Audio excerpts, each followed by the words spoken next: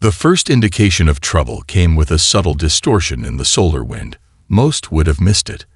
A microscopic ripple in the electromagnetic spectrum, a barely perceptible shimmer at the edge of human detection. But not here.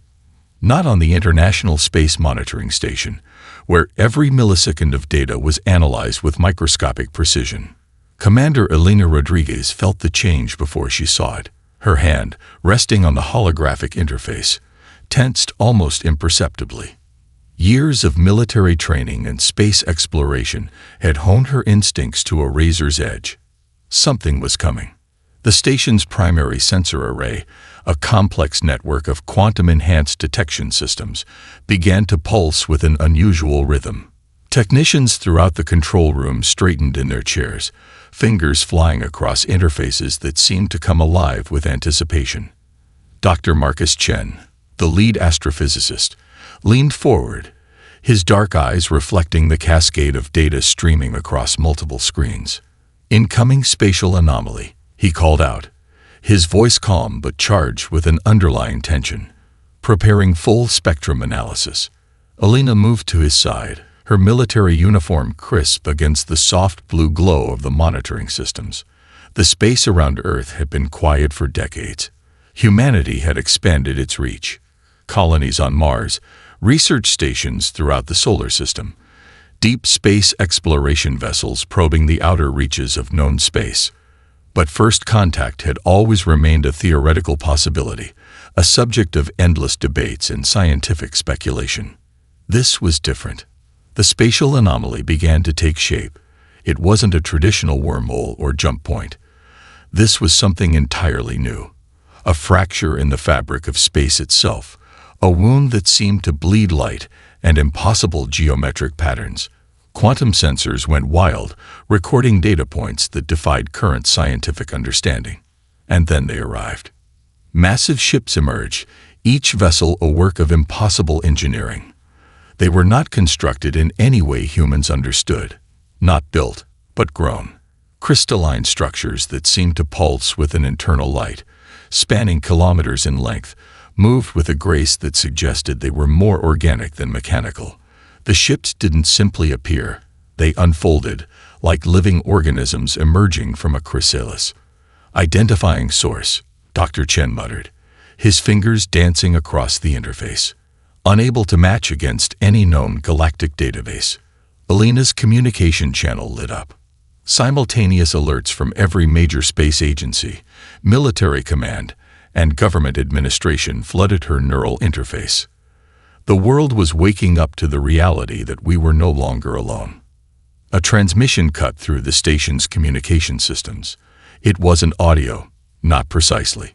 It was a complex mathematical language that translated almost instantaneously into human communication systems. The message was brutally simple. Humanity will surrender. Resistance is illogical. Your civilization will be assimilated or eliminated. The transmission carried with it a comprehensive display of the invading fleet's capabilities, weapon systems that could crack planetary crusts, energy manipulation technologies that made human nuclear weapons look like children's sparklers, defensive capabilities that could shrug off entire planetary bombardments. They called themselves the Stellar Convergence. Elena Rodriguez knew humanity was looking at her, not just the personnel on the space station, but every human watching through live feeds, every government official preparing their response. Her next words would be historical. "Maintain communication protocols," she said quietly to her team, "and begin full-spectrum recording of everything." Dr. Chen looked up, a strange smile playing on his lips. "They think they know us." "No," Elena responded, her voice carrying the hint of something the alien invaders had not anticipated. "Hope. They have no idea." The countdown had begun. 24 hours to surrender. 24 hours that would define the future of human civilization. 24 hours that would change everything. 3 kilometers beneath the Andes Mountains, a network of quantum processors hummed with quiet intensity. The Global Collaborative Defense Initiative, GCDI, was humanity's most closely guarded secret, a testament to what could be achieved when the entire world decided to work as one unified organism. Dr. Akira Tanaka adjusted her neural interface, her fingers dancing across holographic displays that seemed to breathe with living information. Around her, a diverse team of scientists, engineers, and strategic analysts worked in perfect synchronization. They were the world's last line of defense, a group that had been preparing for this moment for decades. The facility was more than a research center. It was a living, breathing ecosystem of human potential. Geological reinforcement had transformed the mountain cavern into an impenetrable fortress. Quantum-shielded communication lines connected every major research center, military installation, and government facility across the globe. Nothing was left to chance. Incoming data stream from Orbital Monitoring Station called out Dr. Elena Rodriguez, a brilliant systems analyst and no relation to the space station commander. Her voice remained calm, professional, despite the magnitude of what they were witnessing. Dr. Tanaka's eyes flickered across multiple holographic displays. Each screen showed a different aspect of the alien invasion. Energy signatures, spatial distortions, technological characteristics. What most would see as chaos, her team saw as a complex mathematical puzzle waiting to be solved. Begin full spectrum analysis, she instructed. Cross-reference with every theoretical model we've developed. The truth was both simple and extraordinary. For the past 30 years, the world's top minds have been preparing for this moment, not through traditional military buildup, but through a radical approach of collaborative intelligence. The Adaptive Response Network, ARN, was more than a defense system. It was a living intelligence that could learn, adapt, and respond faster than any known technological framework. Dr. Marcus Wong, a quantum computing expert, brought up a holographic representation of the ARN. It looked like a complex neural network, pulsing with lines of light that seemed to move with an organic fluidity. The system is already processing the alien transmission, he reported. We're seeing patterns that suggest their communication is both mathematical and biological. Nearby, a wall of screens showed the global response. Every major world government was now connected through a secure network that had been decades in the making. No single nation controlled this system. It was a truly global collaborative effort. Resource allocation is stabilizing, reported Dr. Rosa Hernandez, the team's lead strategist. Manufacturing centers are converting to emergency production. We're looking at a complete industrial mobilization within the next 6 hours. Dr. Tanaka understood the true nature of their preparation. This wasn't just about military might. It was about proving humanity's greatest strength, the ability to unite, to adapt, to overcome. The facility itself was a marvel of human ingenuity. Powered by a combination of quantum fusion reactors and revolutionary energy collection systems, it could operate indefinitely. Food production systems used advanced hydroponics and protein synthesis. Communication systems were quantum encrypted and distributed across multiple redundant networks. Initial analysis complete, Dr. Wong announced. His voice carried a note of excitement that belied the serious situation. The alien technological signature is complex, but not impenetrable. Dr. Tanaka approached the main display, her reflection dancing across the holographic interface. Years of preparation had led to this moment. The alien transmission, their ultimatum of surrender, was already being dissected, analyzed, understood. They think they know us, she muttered, echoing a sentiment being felt around the globe. But they have no idea what humanity is capable of. The team worked with a precision that bordered on symphonic. Each member knew their role, understood the stakes. This was more than a potential invasion. This was a test of human potential, of our ability to face the unknown with intelligence, creativity, and an unbreakable spirit of cooperation. Beneath the Andes Mountains, in a facility that didn't officially exist, humanity's real defense was being mounted. Not with weapons, but with knowledge. Not through destruction, but through understanding. The countdown continued. 24 hours to prove that humanity was far more than any invader could comprehend. The first wave of alien attacks arrived with a precision that defied human comprehension. Massive energy beams carved through Earth's orbital defenses like light through mist. Entire space stations dissolved into cosmic dust, their complex structures reduced to microscopic particles in fractional seconds. Captain Javier Reyes gripped the control interface of the experimental starship Phoenix, watching in horror as the first line of human defensive platforms disappeared. Years of international cooperation, decades of space exploration, vanished in moments of terrifying brightness. The neural link to his ship's advanced systems pulsed with a mixture of fear and determination. "All remaining units, execute dispersal protocol," he commanded, his voice steady despite the chaos surrounding him. The alien weapon systems were unlike anything humanity had ever encountered. Each energy discharge carried a mathematical precision that suggested more than simple destruction. These were calculated strikes, designed to systematically eliminate human space infrastructure with surgical accuracy. But something unexpected was happening. Deep within the Global Collaborative Defense Initiative's underground command center, Dr. Akira Tanaka watched the initial assault with a strange sense of anticipation. The Adaptive Response Network was already in motion, processing every microscopic detail of the alien attack. Analyzing weapons signature, Dr. Marcus Wong reported, his fingers dancing across holographic interfaces. Energy dispersion patterns are consistent with quantum entanglement technology. Dr. Rosa Hernandez leaned forward, her eyes reflecting the cascading data streams. They're not just destroying. They're collecting information with each strike. The human response was nothing like traditional warfare. Instead of matching firepower, the experimental starships began to move with an impossible grace. Small, agile vessels that seemed almost insignificant compared to the massive alien ships darted between the crystalline battle formations. Captain Reyes understood the mission. These weren't combat runs. They were infiltration operations. "Deploy microprobes," he instructed. His ship's systems responded instantaneously, releasing thousands of microscopic technological units. Each probe was a marvel of human engineering, capable of penetrating alien defensive systems, collecting data, and beginning a systematic deconstruction of the invaders' technological infrastructure. The probes worked like a distributed intelligence. They didn't attack directly. Instead, they began to understand, to learn, to adapt. Quantum communication links allowed them to share information faster than the speed of light, creating a living network that moved through the alien ships like a digital nervous system.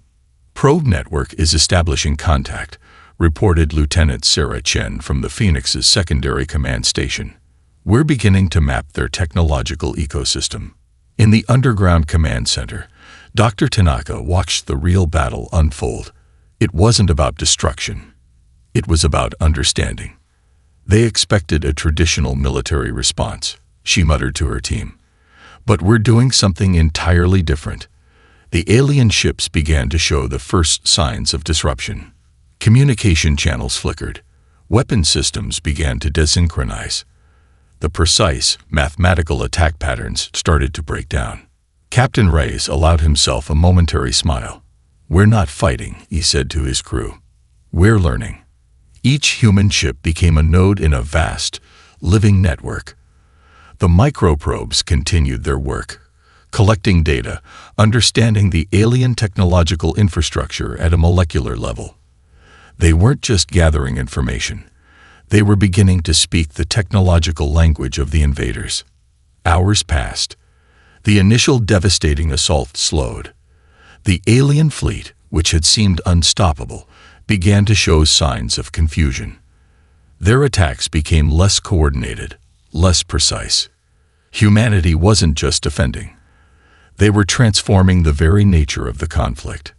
Dr. Tanaka looked up at the main display, watching the complex dance of human and alien technologies. "First contact," she said quietly, "is not about who has the biggest weapons. It's about who can understand first." The first strike was over, but the real battle was just beginning. Deep within the Communication Research Division of the Global Collaborative Defense Initiative, Dr. Elena Rodriguez studied something far more complex than traditional warfare. While military strategists planned defensive maneuvers, her team was preparing a weapon more powerful than any plasma cannon or quantum disruptor: human culture. The Stellar Convergence had spent decades studying humanity through intercepted transmissions. They believed they understood human nature through data points, statistical analysis, and cold mathematical observations. They were catastrophically wrong. Initiate cultural transmission protocol, Dr. Rodriguez instructed her team. Massive communication arrays began to pulse with a carefully crafted transmission.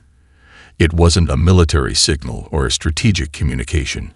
It was something far more nuanced.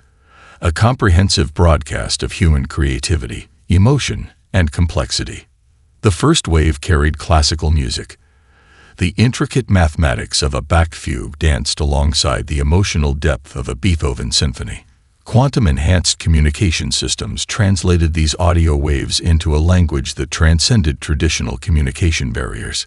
Each note carried layers of mathematical precision and raw emotional complexity that the alien observers had never encountered.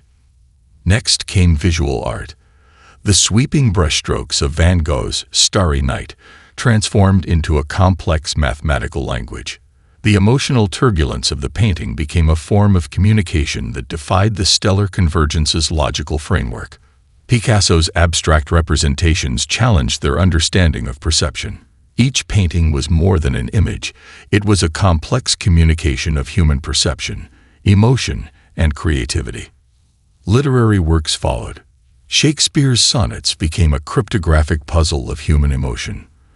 The Raw Vulnerability of Poetry, by Maya Angelou, transformed into a communication protocol that carried layers of meaning beyond simple words. Each text was a window into human complexity, showing not just what humans thought, but how they thought. Historical documentaries revealed humanity's most profound characteristic: the ability to overcome, to adapt, to transform. Scenes of human resilience, from the reconstruction after world wars to space exploration, from medical breakthroughs to environmental restoration, created a narrative that was impossible to categorize or predict. Within the alien command ships, something unprecedented began to happen. The rigid communication protocols of the Stellar Convergence started to fragment. Individual ship commanders began to experience something their society had systematically suppressed for millennia: emotional complexity. The carefully maintained logical barriers began to crack. Dr. Marcus Chen monitored the alien communication channels. "We're seeing unprecedented disruptions," he reported. "Their communication networks are developing inconsistencies. What humans understood, and the Stellar Convergence did not, was that emotion was not a weakness. It was a form of advanced information processing. The ability to feel, to empathize, to imagine. These were not simple biological responses. They were complex computational processes that allowed for unprecedented levels of adaptation and problem-solving." Music from around the world continued to broadcast. A Mongolian throat singer's complex harmonies existed alongside Brazilian samba, classical Indian ragas, and African drumming. Each tradition carried mathematical complexity that challenged the aliens' understanding of communication. "They're trying to categorize our transmissions," Dr. Rodriguez observed. "But we're not giving them a simple pattern to analyze." The cultural transmission was a weapon more sophisticated than any technological defense. It wasn't about destruction. It was about demonstrating the fundamental nature of human complexity. Ship by ship, the alien command structure began to change. The perfect mathematical precision of their communication started to develop unexpected variations. Individual consciousness began to emerge where only collective logic had existed before. Humanity was not just defending. They were transforming the very nature of communication, of consciousness itself. "Continue transmission," Dr. Rodriguez said quietly. "Let them hear who we truly are." The broadcast continued. A symphony of human experience, mathematical precision, emotional depth, and unbridled creativity. a communication more powerful than any weapon in the known universe. Dr. Akira Tanaka's fingers moved with a musician's grace across the holographic interface. The adaptive response network pulsed around her, a living system of technological brilliance that was rewriting the fundamental understanding of computational intelligence. The breakthrough came not from a single moment of inspiration, but from decades of collaborative research. Scientists from every corner of the globe had contributed to this moment, a quantum communication network that would transform the nature of technological interaction. Quantum entanglement synchronization at 97%, reported Dr. Marcus Wong, his eyes reflecting the cascading data streams. We're achieving communication speeds that exceed light-based transmissions by several orders of magnitude. Each human vessel was becoming more than a simple spacecraft. They were transforming into nodes of a living, breathing technological organism. The microprobes deployed earlier continued their intricate dance, collecting and sharing information faster than the alien systems could comprehend. Dr. Rosa Hernandez brought up a holographic representation of the developing network. It looked like a complex neural network, with lines of light pulsing and shifting in patterns that seemed almost organic. "The system is learning," she said, her voice a mixture of scientific precision and wonder. "It's not just collecting data, it's understanding." The true marvel was the adaptive nature of the technology. Where traditional defense systems would have a fixed set of responses, this network could predict, analyze, and counter alien technological approaches in real time. Each interaction with the stellar convergence's systems provided new information, new possibilities. Captain Javier Reyes watched from the bridge of the experimental starship Phoenix. His neural interface connected him directly to the network, allowing a level of ship control that blurred the lines between human and machine. "Incoming technological signature," he called out, preparing adaptive response. The alien ships had begun to modify their attack patterns, attempting to overcome the initial disruptions caused by human microprobes. But each modification was instantly analyzed, understood, and neutralized before it could become a threat. Dr. Tanaka understood the true nature of their technological approach. This wasn't about creating a better weapon. It was about creating a better way of understanding. "We're not just defending," she explained to her team. "We're communicating in a language they've never encountered before." The quantum communication network began to do something unprecedented. It wasn't just collecting information about the alien technology. It was beginning to speak their technological language, to understand their communication protocols at a fundamental level. Dr. Wong highlighted a breakthrough on the main display. "We're seeing translation algorithms that go beyond simple data conversion," he reported. "The network is interpreting their technological communication as a form of language." Each human ship became a node in this vast, intelligent network. They moved with a synchronization that seemed to defy traditional understanding of space and time. Where the stellar convergence saw rigid mathematical precision, humans introduced something entirely new: adaptability, creativity, unpredictability. Their technological approach is based on predetermined patterns, Dr. Hernandez observed. "We're introducing variables they cannot calculate." The alien fleet began to show signs of confusion. Their perfectly synchronized attack formations started to break down. Communication channels became intermittent, filled with unexpected variations that their systems could not immediately process. Captain Reyes felt the network's pulse through his neural interface. It was like listening to a complex symphony, where each instrument was a technological system, each note a potential strategy. "We're changing the fundamental rules of engagement," he said quietly to his crew. Dr. Tanaka looked up at the main display, watching the intricate dance of human and alien technologies. The adaptive response network was more than a defense system. It was a living proof of human potential. The ability to understand, to adapt, to transform.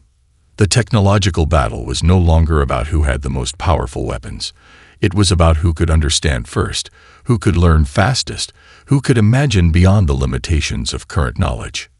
Humanity was rewriting the rules of technological interaction, one quantum pulse at a time. The moment of transformation began near the orbit of Saturn, where mathematics met imagination in a battle that would redefine interstellar conflict. Commander Elena Rodriguez studied the holographic display with an intensity that belied the complexity of what was unfolding. The human fleet was no longer fighting in any traditional sense. They were performing a cosmic dance of strategic brilliance that seemed to defy the fundamental laws of military engagement. "Prepare quantum synchronization protocol," she commanded, her voice steady despite the magnitude of their plan. Dr. Marcus Chen's fingers danced across the adaptive interface. The Global Collaborative Defense Initiative had spent decades preparing for this moment, not just with technology, but with a fundamental reimagining of conflict resolution. The Stellar Convergence Fleet had been designed with absolute precision. Each ship moved with mathematical perfection, each action calculated to the most minute detail. They had studied humanity for decades, believing they understood every potential response. They were catastrophically wrong. Human ships began to move in patterns that seemed impossible. They weren't following traditional battle strategies. Instead, they were creating a living, breathing network of technological and strategic interaction. Where the alien fleet saw rigid lines of attack, humans introduced chaos, creativity, and unpredictability. Captain Javier Rice piloted the experimental starship Phoenix with a level of intuition that blurred the lines between human and machine.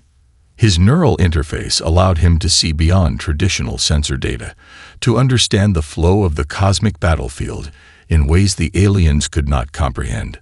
Initiating adaptive response sequence, he reported. The human approach was revolutionary. Instead of attempting to destroy the alien fleet, they were systematically disrupting its fundamental communication and coordination systems. Quantum-entangled microprobes continued their intricate work, learning, adapting, transforming the very language of technological interaction. Dr. Rosa Hernandez watched the battle unfold on the primary display. "They're losing cohesion," she observed. "Their perfect mathematical formations are breaking down." And indeed, something extraordinary was happening.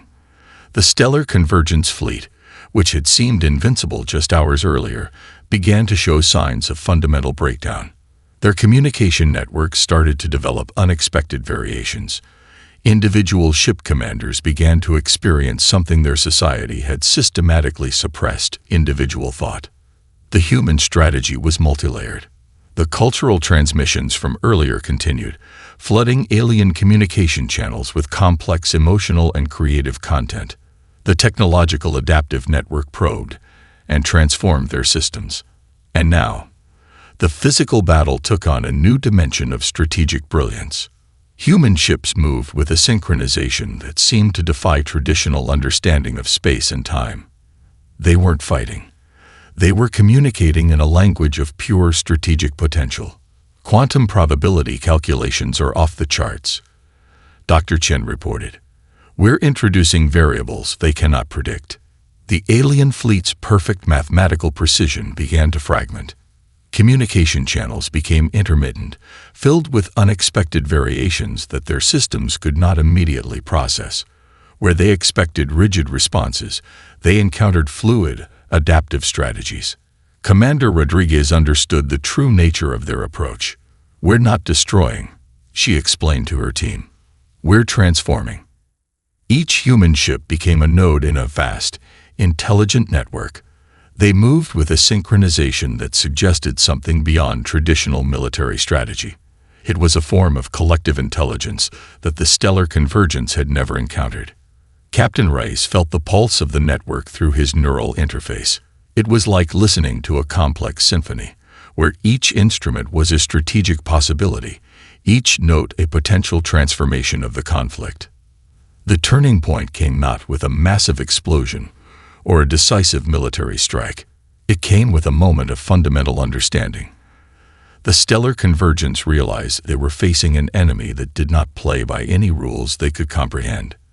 Humanity was rewriting the fundamental understanding of conflict, of communication, of potential itself. "Continue adaptive response," Commander Rodriguez said quietly. The battle was changing, and with it, The understanding of what was possible was being transformed forever. The space near Jupiter's orbit became a canvas of technological warfare, unlike anything in galactic history. The primary command ship of the stellar convergence, a massive crystalline vessel spanning kilometers, prepared its ultimate weapon, a planet killer that could obliterate entire worlds with a single pulse. Commander Elena Rodriguez studied the holographic display, her fingers tracing potential strategies that defied conventional military thinking. This wasn't going to be a battle of destruction. It would be a battle of transformation. Prepare quantum infiltration protocol. She instructed her team at the Global Collaborative Defense Initiative Command Center. Captain Javier Reyes piloted the experimental starship Phoenix, his neural interface humming with a complex network of adaptive intelligence. Around him, the human fleet moved with a synchronization that suggested something beyond traditional military coordination, a living, breathing collective intelligence. The alien command ship represented the pinnacle of the stellar convergence's technological achievement. Its defensive systems were mathematically perfect, its weapon capabilities beyond anything humanity had ever encountered. Grand strategist Cell Maga, the alien commander, believed the battle was already won. He was catastrophically wrong. Dr. Marcus Chen monitored the technological infiltration in real time. Quantum probes are establishing initial contact, he reported. We're beginning to speak their technological language. The human strategy was audacious. Instead of attempting to destroy the massive command ship, they would capture it. Thousands of microscopic technological units began to penetrate the vessel's complex defensive systems. These were not traditional weapons, but adaptive communication nodes that could understand and transform the alien technology from within. We're introducing variables they cannot calculate, Dr. Rosa Hernandez observed, watching the complex data streams. Each probe was more than a simple technological unit. It was a node of collective human intelligence, capable of learning, adapting, and communicating in ways the aliens could not comprehend. The alien ship's defensive systems began to react, but something unexpected happened. Instead of traditional resistance, the human probes began to interact with the ship's systems in a way that suggested communication rather than invasion. Captain Reyes guided the Phoenix with a combination of technological precision and intuitive creativity. "We're not fighting," he explained to his crew. "We're translating." Deep within the alien command ship, something unprecedented began to occur. The rigid technological systems started to develop unexpected variations. Communication channels became fluid, adaptive. The perfect mathematical precision began to fragment, replaced by something more complex. Dr. Chen highlighted a breakthrough on the main display. "We're seeing their technological communication transform," he reported. "It's like we're teaching them a new way of understanding." The quantum infiltration was more than a military strategy. It was a form of technological diplomacy, a way of communicating that went beyond traditional concepts of conflict. Commander Rodriguez understood the true nature of their approach. "We're not destroying," she said quietly. "We're offering a different way of existing." The alien command ship's weapon systems began to destabilize, not through destruction, but through a fundamental transformation of their technological understanding.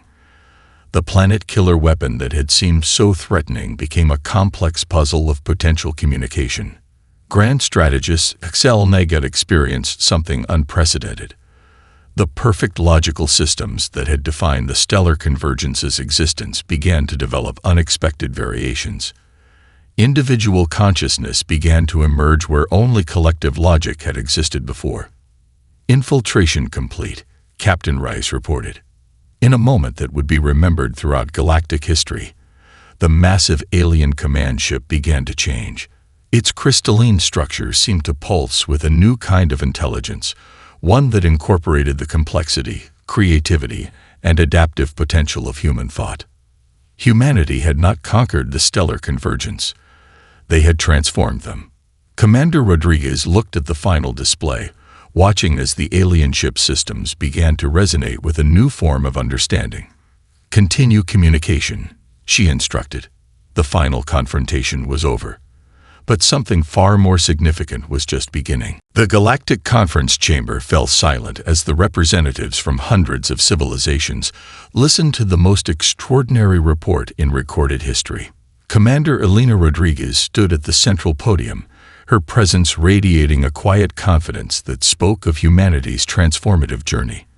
Behind her, holographic displays showed the intricate details of how a single species had redefined the concept of first contact, conflict resolution, and interstellar communication. Dr. Akira Tanaka sat among the scientific delegation, her hands carefully folded, representing the collaborative effort that had made this moment possible.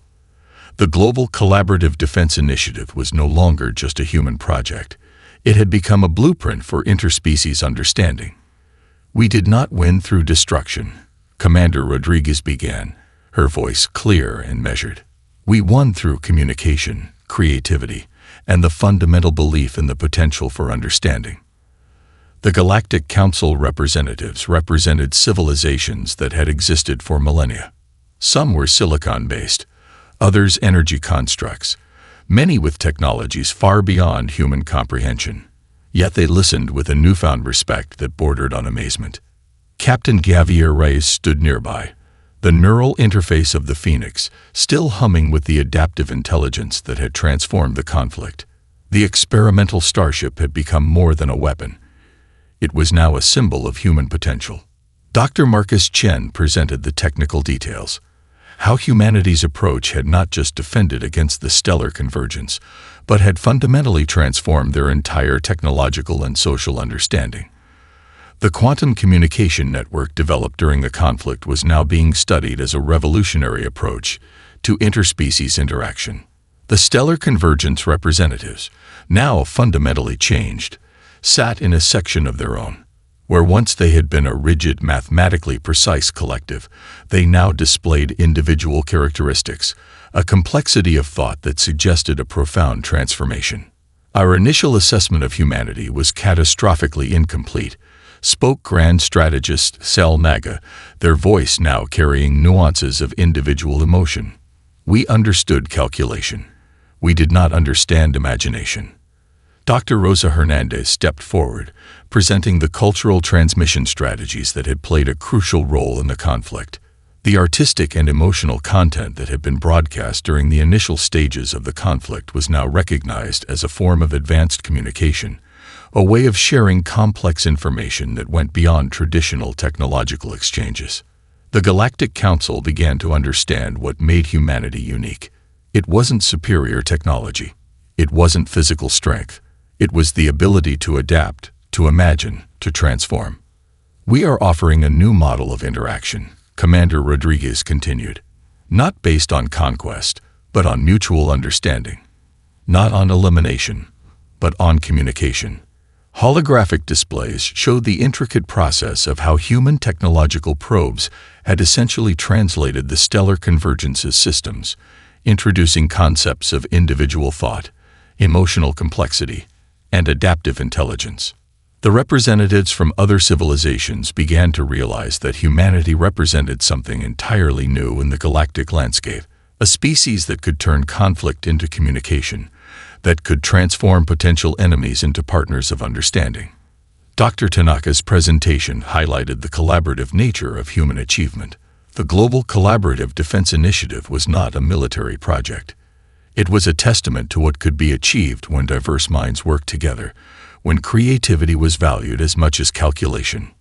"We are offering a new paradigm," she explained, "not just of defense, but of interaction." Captain Reyes demonstrated how the neural interface technologies developed during the conflict could create unprecedented levels of communication. The line between individual and collective, between technological system and living intelligence, had been fundamentally redrawn. The stellar convergence, once a rigid collective of mathematical precision, now sat as individual representatives. Their transformation was the most powerful testimony to humanity's approach. "We misjudged you," Grand Strategist Sal Naga admitted. "We saw chaos. We did not see potential." Commander Rodriguez smiled. "Potential," she said, "is always more important than perfection." The conference chamber buzzed with a new energy. Humanity had not just survived an alien invasion. They had transformed the very concept of interstellar interaction. A new chapter in galactic history had begun.